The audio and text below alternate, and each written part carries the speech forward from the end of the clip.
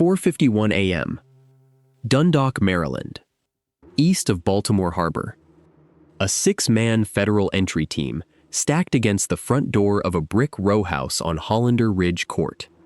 No lights on inside. The street was dead.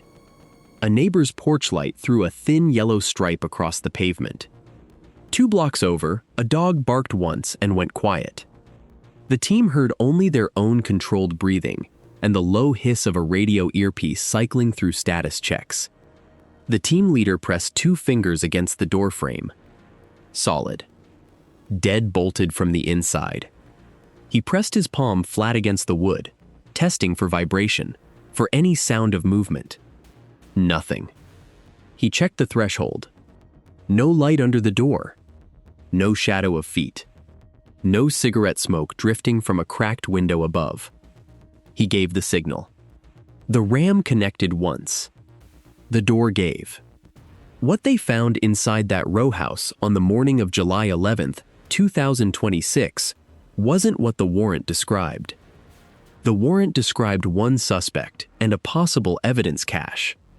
The team found 10 young women, all of them in a sealed upstairs room. All of them reported missing from Ohio, Pennsylvania, and West Virginia between early February and late April of 2026. The youngest was 22 years old. The oldest was 28. They had been there for 76 days. This is how a single ignition key, found in the jacket pocket of a woman arrested on an unrelated warrant in Gwinnett County, Georgia, unraveled the entire operation. Rewind to May 14, 2026. Interstate 85, just north of Atlanta. Gwinnett County Sheriff's deputies ran a routine stop on a gray Chevrolet Malibu traveling northbound at 11 miles over the posted limit. The driver, later identified as Tamara Voss, provided a Georgia license and a clean record check. No active warrants.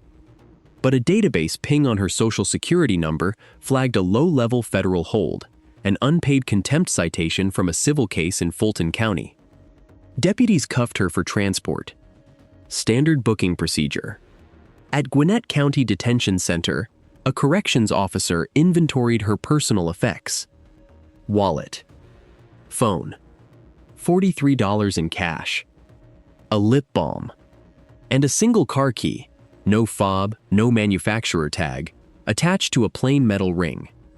No vehicle registration sticker. No rental agreement. Nothing to indicate what it opened. The officer logged it.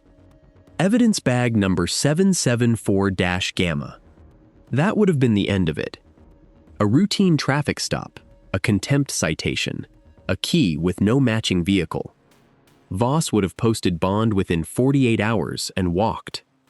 Except that 11 days earlier, the FBI's Baltimore field office had circulated a regional lookout bulletin, not a press release, for any law enforcement contacts involving persons connected to a Dundalk area address under federal preliminary inquiry. The bulletin included 7 names. Tamara Voss was name 6. The Gwinnett County booking officer ran the name check as a formality. Her name flagged the bulletin. He picked up the phone at 2:18 in the afternoon. By 4 o'clock, Special Agent Dana Reyes of the FBI Baltimore field office was on a flight to Atlanta. The key sat in evidence bag 774-Gamma for 16 hours. When Reyes arrived at Gwinnett County on the morning of May 15th and examined it, she identified it as a quick-set residential deadbolt key, the kind sold at hardware stores across the country, stamped with no identifying serial number. A key to a house. Not a car. Not a storage unit. A residential deadbolt.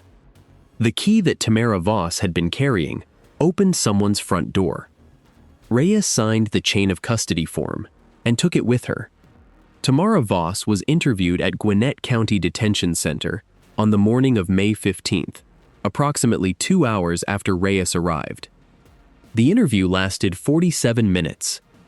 Reyes conducted it alongside a Gwinnett County detective, briefed under joint agency protocol. Voss wasn't dramatic. She answered questions in a flat, even voice. She said the key belonged to a friend. She didn't know the friend's address.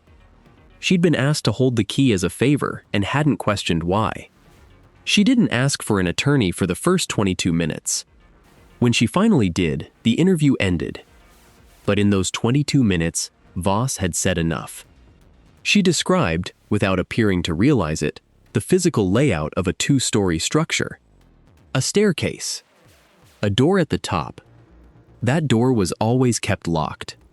She'd been inside the house twice, once in March and once in early May, both times upstairs to deliver something and back downstairs to leave. She said she hadn't seen anyone on the second floor on either visit. Reyes wrote that down and circled it. Voss said she'd been paid $300 each time. The money came from a man she knew only by a first name, a name that didn't match any of the 7 names on the FBI bulletin. That name went into the case file as an alias for further development. Reyes flew back to Baltimore with the key, the phone, and 4 pages of handwritten notes. She typed her summary report on the plane. Here's what's most surprising. That key wasn't the most important object in the evidence bag. The most important object was the cell phone. The phone Voss carried was a prepaid Android, purchased at a convenience store, paid in cash, with no account registration and no cloud backup. Forensic analysts at the FBI Regional Computer Forensics Laboratory in Linthicum, Maryland, extracted its contents under warrant. The phone had been used for exactly 112 days. In that time, it had made outgoing calls to exactly 4 numbers. One of those 4 numbers belonged to a burner phone investigators had already been watching. That burner had pinged exactly 1 cell tower. 1. A tower serving the Dundalk neighborhood on the eastern edge of Baltimore County. Every call, incoming and outgoing, had bounced off that one antenna. For 112 days. A legitimate phone, any phone belonging to someone living a normal life, hits dozens of towers. It travels. It moves. It carries the geographic signature of a person going about their day, to work, to the grocery store, to a relative's house. This phone had never moved. The burner sat in one location, one room, making calls only when called. When Reyes briefed the Baltimore field office and the Homeland Security Investigations Unit, she laid the phone data on the table alongside one document, prescription pickup records. Between February 22nd and June 3rd of 2026, a CVS pharmacy location in the Dundalk neighborhood filled prescriptions for 7 different Maryland addresses. None of those 7 addresses matched any documented patient on file with the prescribing physician.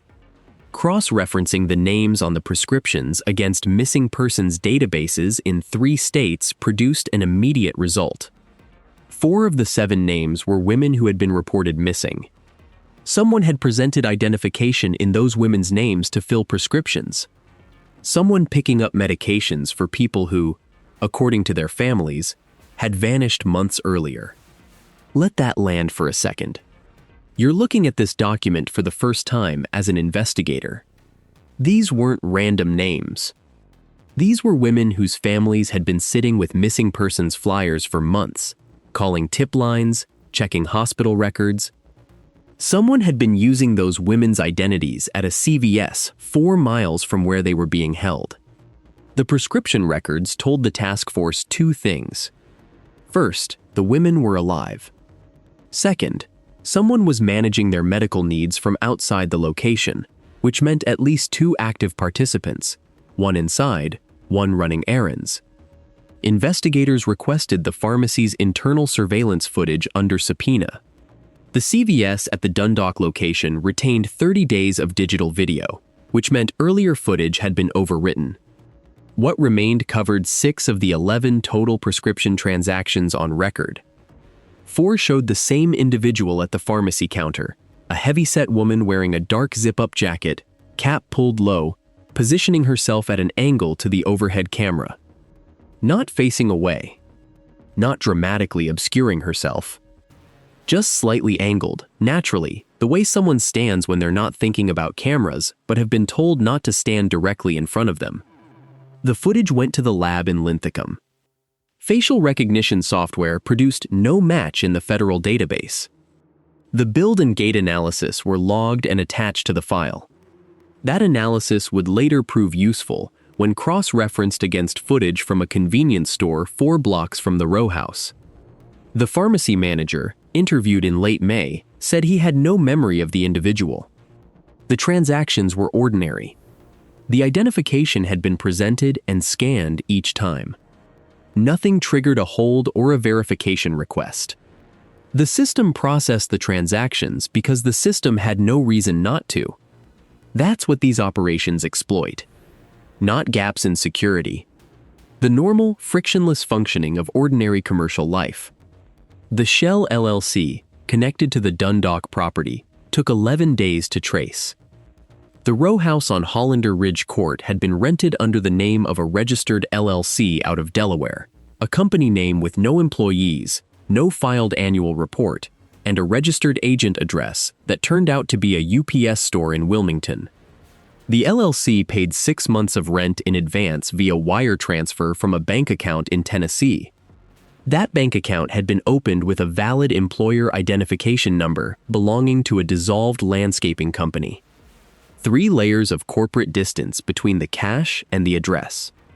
Investigators drilled through each layer, and what emerged was a payment trail that ultimately connected to a money transfer service in Savannah, Georgia, the same city Tamara Voss had been traveling through when deputies stopped her on Interstate 85.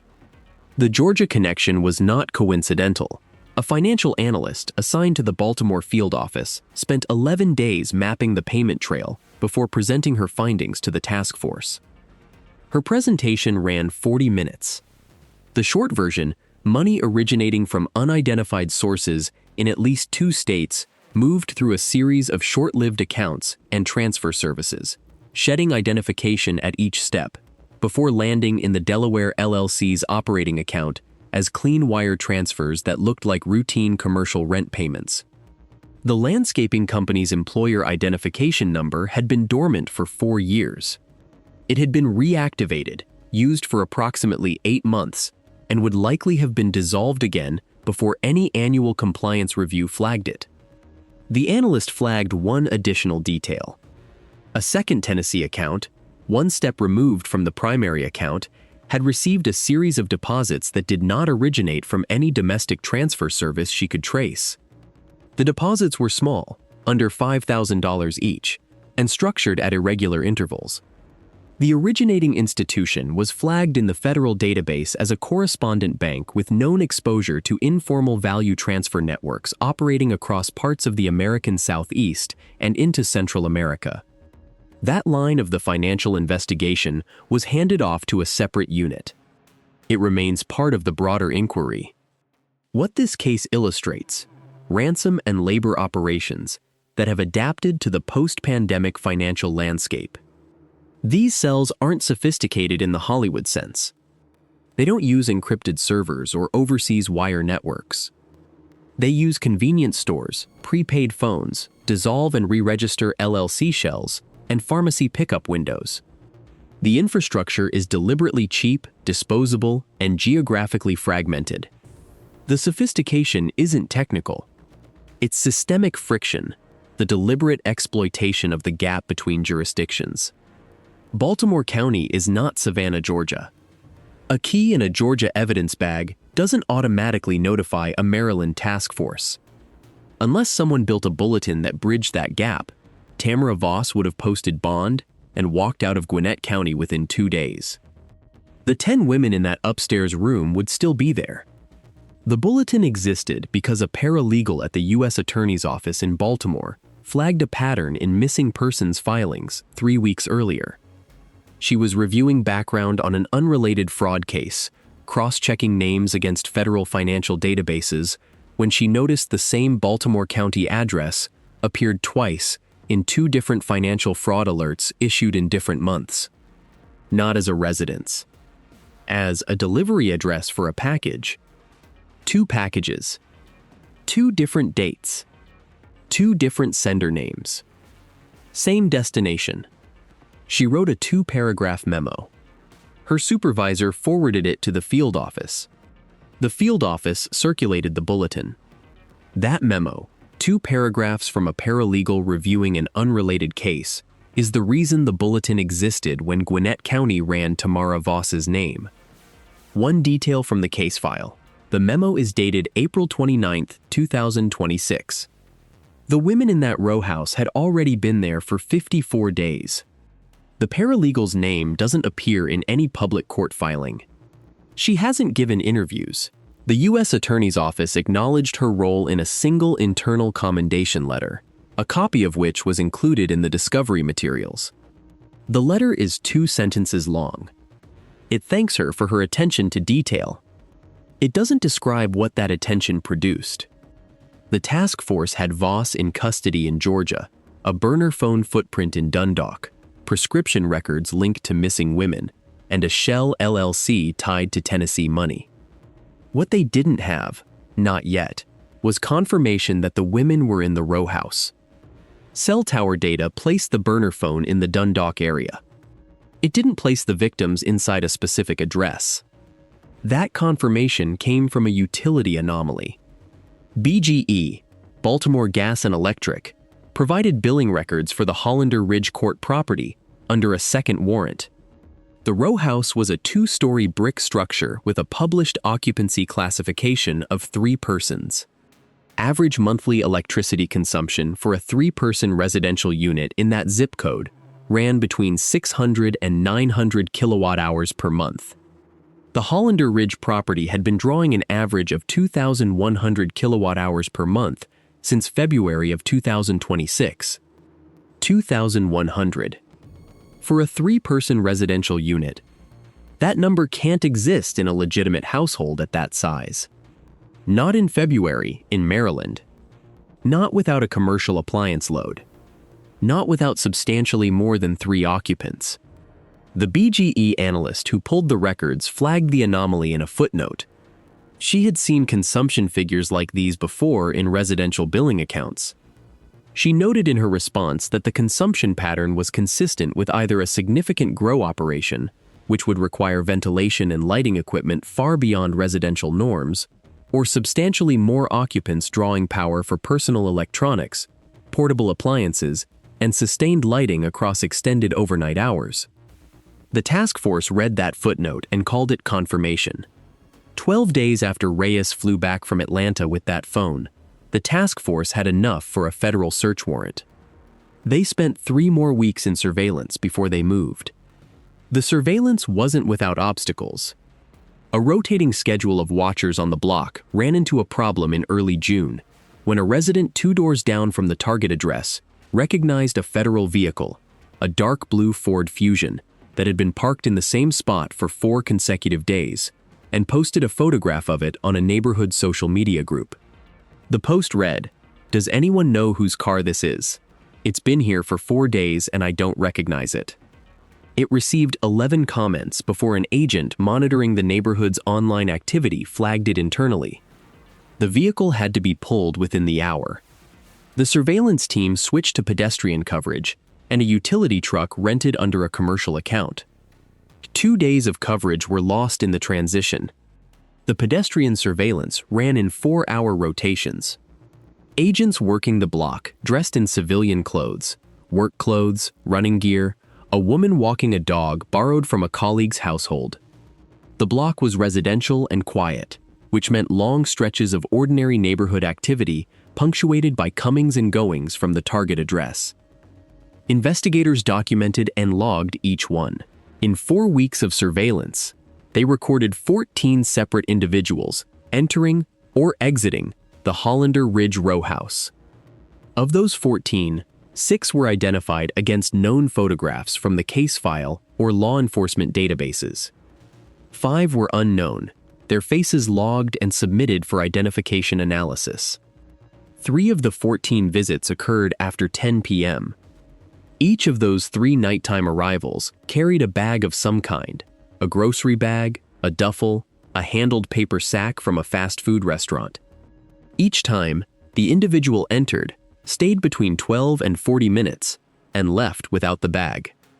Food deliveries. Internal logistics. The operation was being maintained from outside on a near-daily basis. There was a second obstacle. On June 17th, the burner phone stopped pinging the Dundalk cell tower. 48 hours of silence. No outgoing calls. No incoming calls. No data traffic. The task force ran immediate contingency analysis. Had the phone been destroyed? Had the operation relocated? Had someone spotted the surveillance? For those 48 hours, the mood inside the task force's operational workspace, a conference room at the Baltimore field office, cleared and repurposed for the duration, shifted in what several participants described later as controlled urgency. No one panicked. The protocols didn't break down. But the silence of a phone that had been pinging the same tower for 4 months was the kind of silence that made experienced investigators very quiet themselves. On the morning of June 19th, the burner phone came back online. Same tower. Same location. The silence coincided with a BGE maintenance outage that knocked out power to a 4-block section of the neighborhood. The phone had simply been powered down. The power was restored. The phone came back. The task force exhaled. Did investigators make the right call, holding the warrant instead of moving immediately? Was waiting the right decision? There's no clean answer. But they waited, and it paid off. The operation planning went through 3 full rehearsals in the 2 weeks before entry. The Rowhouse floor plan, obtained from Baltimore County building permit records filed in 2008, showed a standard 2-story row home layout, ground floor with a front living area, kitchen, and a rear utility space, second floor with 2 bedrooms and a shared bathroom, attic access via a pull-down stair in the hallway. The permit records were 18 years old. 6 hours before the entry team staged, an intelligence analyst flagged that the permit records might not reflect interior modifications made after the original inspection. The records showed the second floor as 2 standard bedrooms with a shared hallway. If the cell had converted the hallway, added a lock, or modified the stair access, the team would encounter a different layout than they had rehearsed. The team leader made the call to add a secondary sweep protocol, a slow and confirm second pass on the second floor before any room was cleared, rather than treating the permit layout as ground truth. That decision mattered. The raid was authorized for the pre-dawn window on July 11, 2026. Synchronized operations, the primary entry team on Hollander Ridge Court in Dundalk, and a second element posted at 2 secondary locations, a storage unit in Essex, Maryland, registered to an associate identified during the surveillance phase, and an apartment in the Middle River area where phone records had placed a second number associated with the network. Primary staging completed at 4:31 a.m. Temperature was 71 degrees Fahrenheit. Overcast. No precipitation. The street was quiet. The neighbor's porch light, noted in pre-op reconnaissance, was on, a timer set to dusk to dawn, throwing that same thin yellow stripe across the pavement. A confirmation that nothing about the environment had changed overnight. The entry team stacked at 4:49 a.m. The lead agent's earpiece delivered a 2-click signal at 4:51. The go. The RAM connected at 4:51 and 14 seconds. The front door gave on the first strike. The team was inside in under 4 seconds. Ground floor clear in 40 seconds. Living area, kitchen, rear utility space. 3 people encountered on the ground floor, none of them the primary target. All 3 ordered to the floor. No resistance. The rear utility space contained a folding table, 2 folding chairs, and a large quantity of packaged food, canned goods, boxed meals, bottled water arranged in stacked rows, and a second prepaid phone sitting face up on the edge of the table. The phone's screen was lit. Someone had been awake. The staircase. The team moved up in sequence. The second floor hallway was not 2 open doorways leading to 2 bedrooms. as the permit drawing showed. The hallway had been modified. A new door, a solid core door with a keyed residential deadbolt, had been installed at the top of the staircase, blocking access to the entire second floor. The key in Tamara Voss's jacket pocket. Evidence bag 774-Gamma. The team leader had it. He inserted it into the lock at 4:52 and 3 seconds. The deadbolt turned. The door opened. The second-floor hallway led to a single large room. The two original bedrooms had been combined by removing the interior partition wall. The room was dark. One window on the far wall, covered with a heavy curtain nailed at the frame. Mattresses on the floor, 10 of them, arranged in 2 rows, each with a blanket and a pillow. A battery-powered lantern in the corner, switched off. A plastic shelving unit against the near wall holding personal items, folded clothing, small bottles of toiletries, a paperback book with its spine broken flat. The evidence, in the small accumulated details, of months of being lived in. 10 young women, most of them awake, most of them already on their feet, some of them standing, some of them holding each other, none of them making a sound until the medic stepped forward and identified himself by name and agency. Then one of them asked, "Are you real?" The entry team's medic stepped in front of the lead agent and took the room. The 10 women were moved to the ground floor and out through the front door to waiting EMS units within 9 minutes of the breach. All 10 were transported to Johns Hopkins Bayview Medical Center. All 10 were admitted for evaluation. All 10 were reported missing, from towns in Ohio, Pennsylvania, and West Virginia, at various points between February 4th and April 22nd of 2026. The duration of their confinement ranged from 76 to 131 days. The youngest was 22.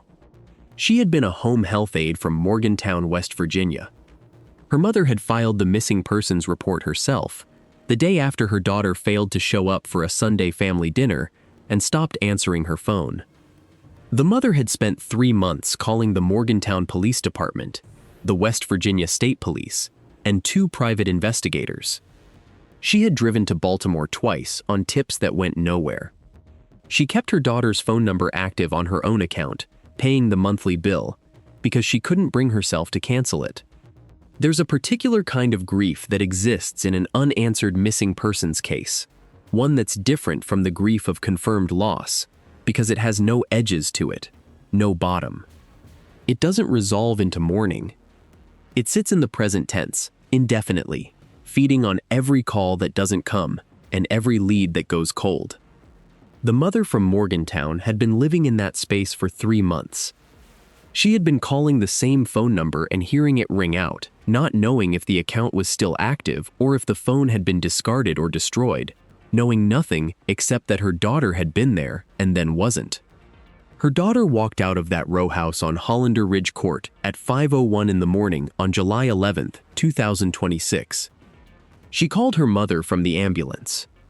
The secondary operations ran simultaneously.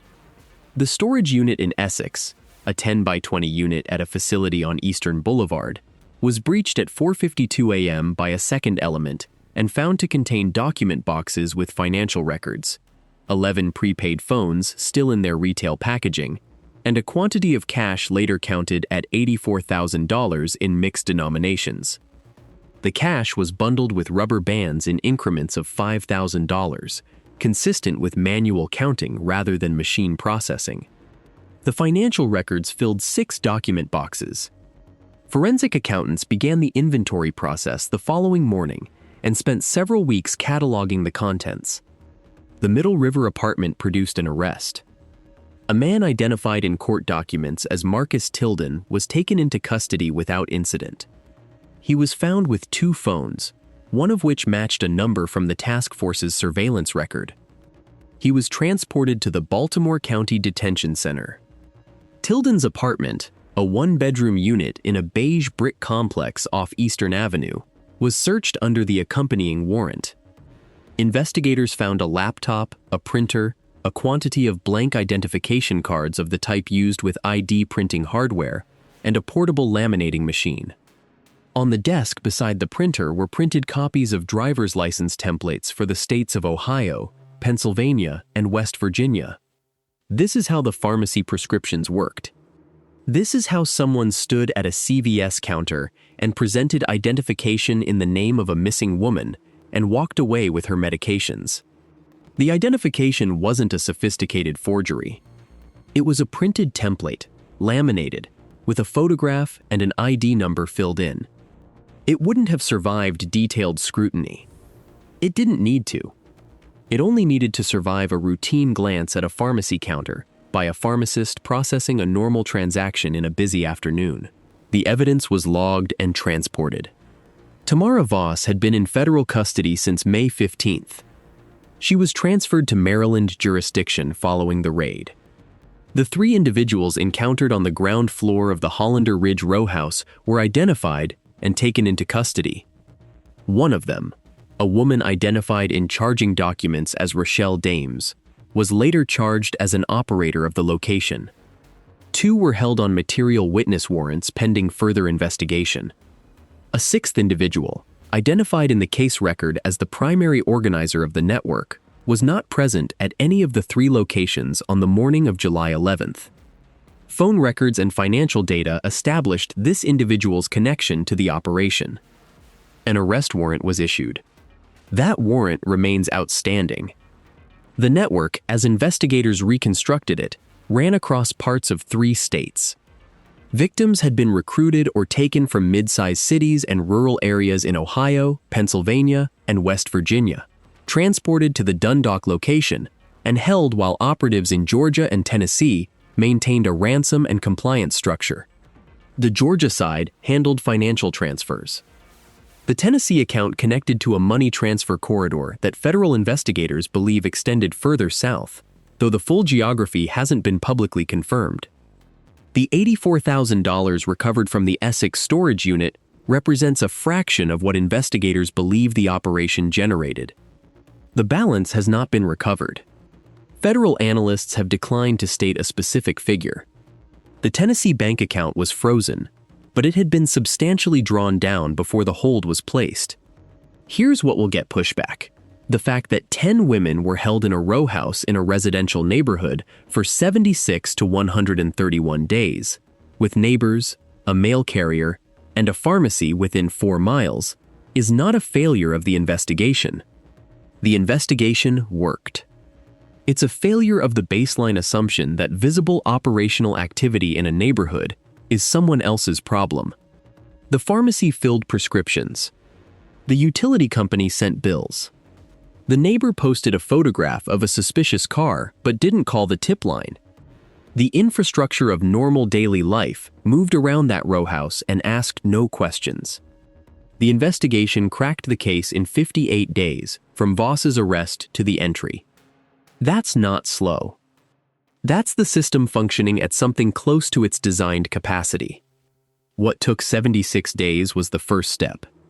What took that long was no one connecting the dots before the paralegal wrote her memo. We dug through the case file for several days, and the detail that kept pulling my attention wasn't the key, as clean a narrative hook as that is, and it wasn't the utility anomaly. It was the pharmacy records. The fact that someone inside the operation was managing the health of the women being held, collecting their prescriptions in their own names, at a CVS 4 miles away.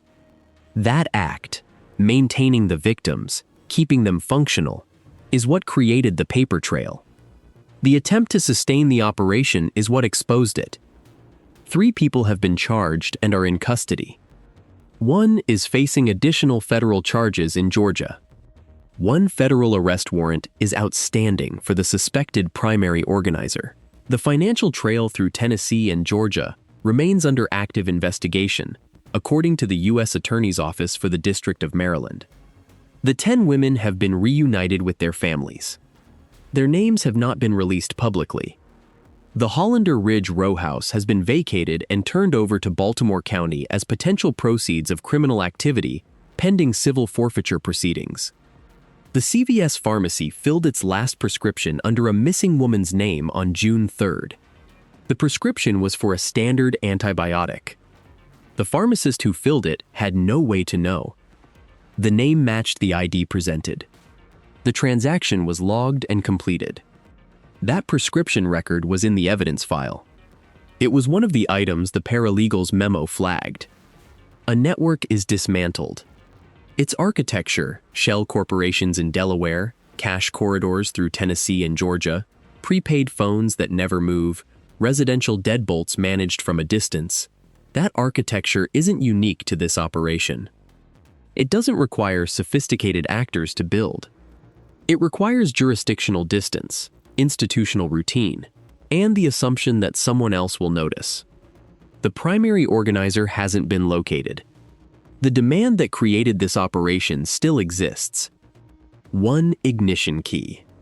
Evidence bag 774-Gamma.